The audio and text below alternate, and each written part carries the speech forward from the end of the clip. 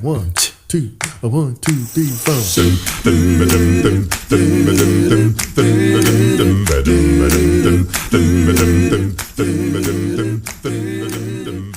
If you develop your check into the plan itself, then it just becomes a way of doing business. I'm of the firm belief, and I think as it was echoed in, there's a quote of Taishi Ono saying that business is a fight of opinions with your employees. I'm a firm belief more generally that business is about opinions. If your opinions are correct, you make money. So correct, it's like in the stock market or in business. If your opinions are true, you make money. If you've got the wrong opinions, well, the market punishes you. So absolutely. So PDCA is a way to test your opinions and to build progressively through testing more sophisticated opinions that fit the facts better. Now, the PDCA is incredibly smart because look, we've been discussing how the plan should integrate the fact that you have a test method. But in many cases, you don't even know what the plan should be. It's an open area. So what do? You do Kaizen. You do. Before you have a big plan, you try things. And there you just try things, and through the D, you can start building a deeper understanding and a bigger plan. So PDCA is not just one mechanical, bureaucratic thing that you do PDCA, like you see the A3, first do the P. No.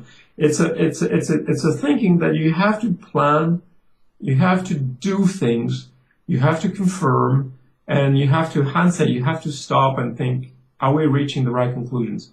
So there are PDCA loops at every level. We do this at the CEO level, and at the very Gemba level, with every operator, we do this as well. Is this the right way to build the parts? And so then you were talking about the culture. Yes, when you start having a critical mass of people in the company who are starting to use PDCA in their way to do their job, something happens. Something does happen. And that's where you start seeing that, and people just start thinking differently. They start looking at things differently. They start opening doors that they didn't know were there. They start innovating. It's usually hard work. It's not very glamorous, but they start innovating and adapting in ways that you had not anticipated before, which is, from my part as an observer, where it becomes really fun. Because, it's like we've been walking down this corridor for years, and we never knew this door was there.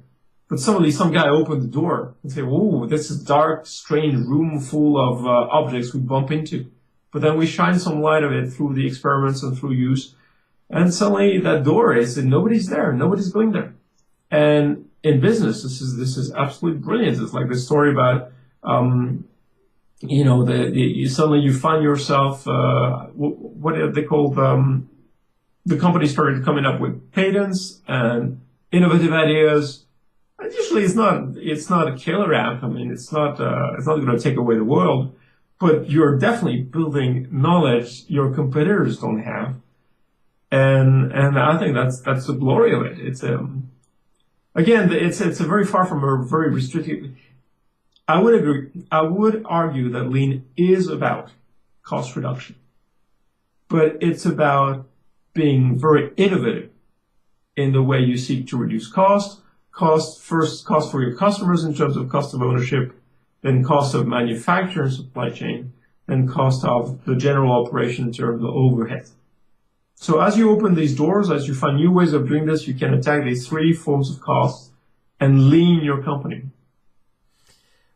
But when you go into an engineering department and you start talking PDCA to them, how do they react to it, and how do you first introduce that to them to make it effective? Well, it depends again, it's all about people. Some people want to learn and some people hate it. So which case shall we take? Shall we take the easy case or the hard case? Shall we take they want to do it? Yeah? Sometimes they do. So where we started saying, guys, first are we organized as teams?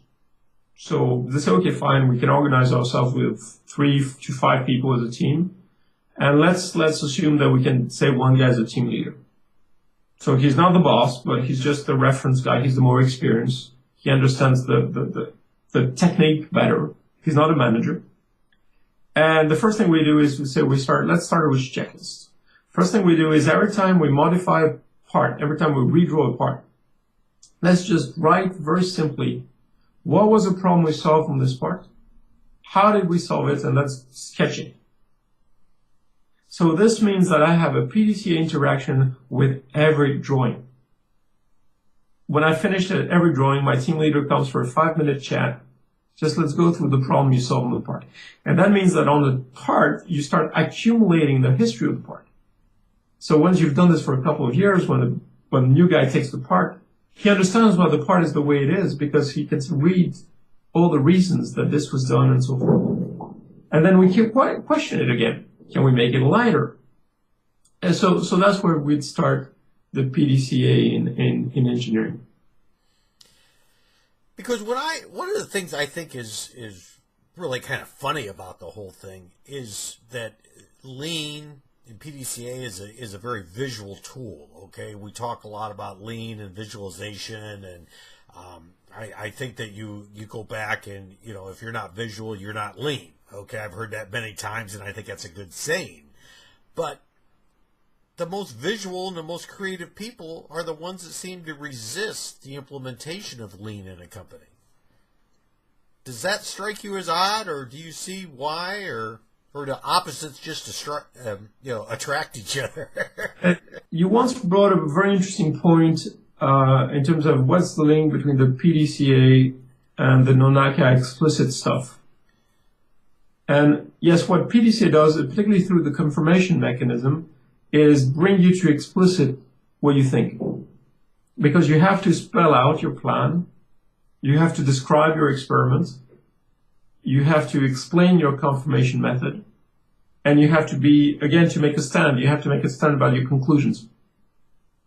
I know some very creative guys who are perfectly at ease with this, and some who are not. And I think it's more a question of trust and teamwork than the personality itself. I think that it's in a team that goes well. At first, they all find it a bit silly, but if they get on well, they'll say, okay, we'll do it.